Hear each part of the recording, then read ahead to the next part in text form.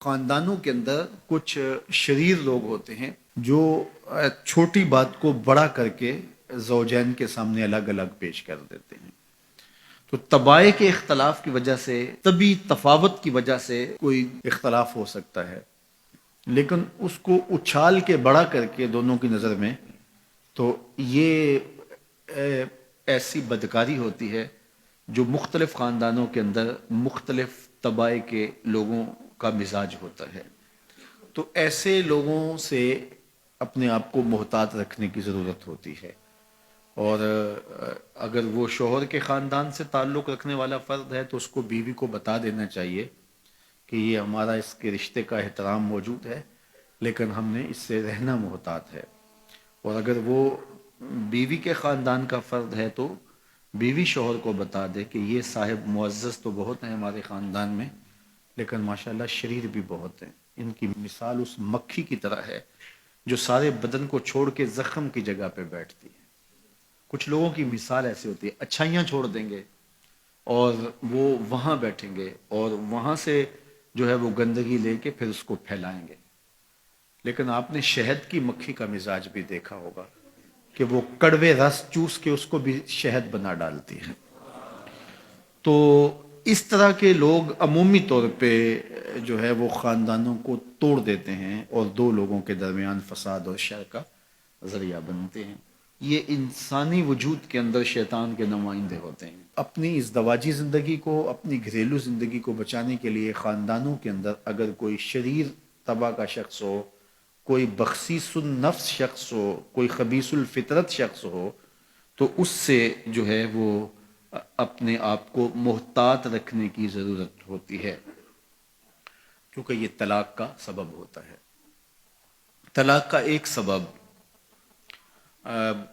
والدین کی بے جا مداخلت بھی ہوتی ہے.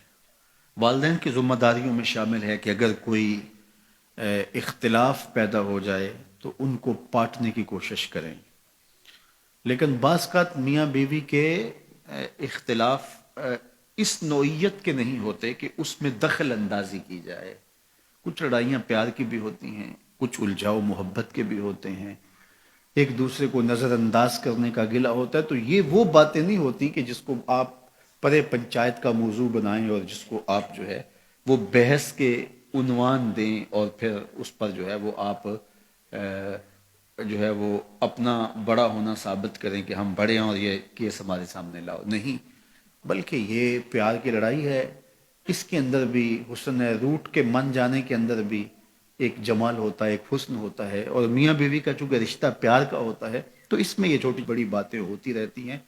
اور اس میں بیوی معمولی سا نظر انداز ہونا بھی گوارا نہیں کرتی. شوہر کی فضول تر ذمہ داریاں بعض اوقات اس کو غافل کر دیتی ہیں، تو بیوی اس کو گوارا نہیں کرتی کہ تم مجھ کو نظر انداز کر رہے ہو. چونکہ انسانی فطرت کے اندر تجدید محبت بھی ہے. اگرچہ بیوی کو یہ یقین ہوتا ہے کہ یہ مجھ سے محبت کرتا ہے، لیکن وہ اس کی زبان سے سننا چاہتی ہے، اس کے معمولی رویے کی تلخی بھی اس کو گوارا نہیں ہوتی.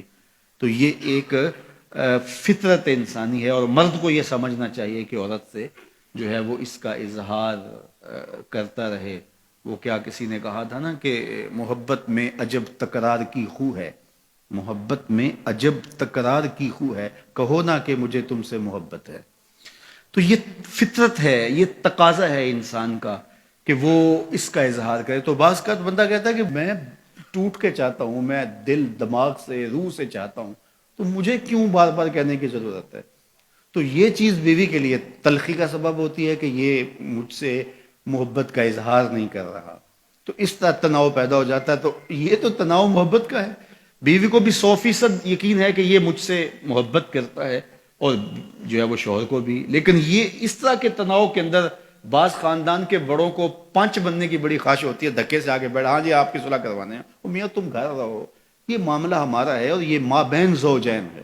اور جو مابین زوجین تنازع ہوں ان کو مابین زوجین ہی رہنا چاہیے، ان کو دو خاندانوں کے مابین نہیں آنا چاہیے. اور جب وہ مابین قبائل آتے ہیں تو وہ تماشا بن جاتا ہے، جبکہ وہ لڑائی جو ہے وہ ایک معمولی تھی اور وہ پیار کی لڑائی تھی، وہ کوئی ایسا اختلاف نہیں تھا.